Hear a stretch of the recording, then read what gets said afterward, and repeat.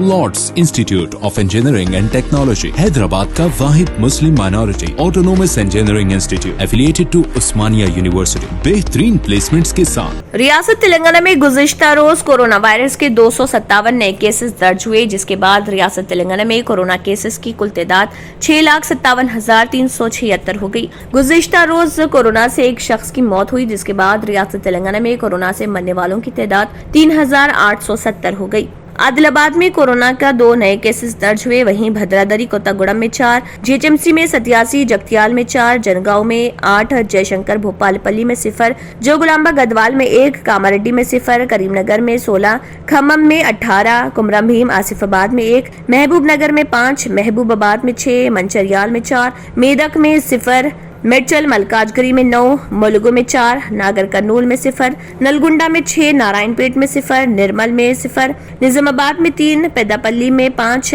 राजना सिरसिला में 5, रंगारेड्डी में 18, संगारेड्डी में 7, सिद्दीपेट में 5, सूर्यापेट में 11, विखाराबाद में 1, वनपर्ती में 2, वरंगल रूरल में 5, वरंगल अर्बन में 18 और यदाद्री भोंगिर में 2 कोरोना के नए केसेस दर्ज हुए।